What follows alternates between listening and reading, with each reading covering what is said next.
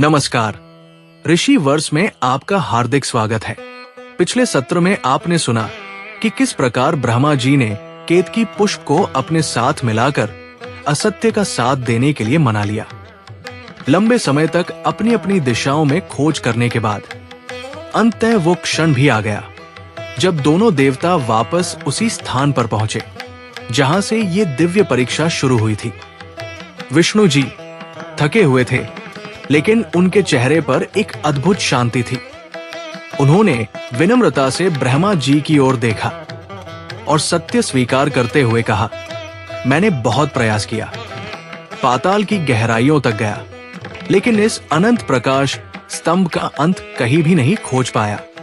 मैं मानता हूं ये स्तंभ अनंत है और मेरी शक्ति से परे है। विष्णु जी के शब्दों में विनम्रता थी, सत्य था और अहंकार का कोई चिन्ह नहीं था।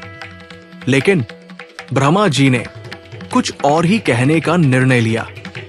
उन्होंने आत्मविश्वास से कहा, मैंने इस स्तंभ का आरंभ देख लिया है। और फिर उन्होंने उस केतकी फूल की ओर संकेत करते हुए कहा, यह पुष्प इसका साक्षी है। जैसे ही ये शब्द ब्रह्मांड में गूंजे, उसी क्षण कुछ अद्भुत और भयावह घटित हुआ।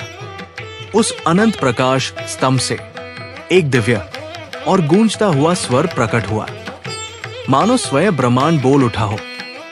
और फिर उस तेजस्वी अनंत ज्योति से स्वयं भगवान शिव प्रकट हुए।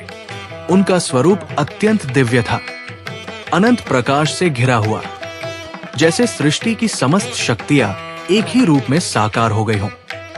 उस क्षण ब्रह्मा और विष्णु दोनों समझ गए कि वे किसी साधारण शक्ति के सामने नहीं, बल्कि स्वयं अनंत सत्य के समक्ष खड़े हैं।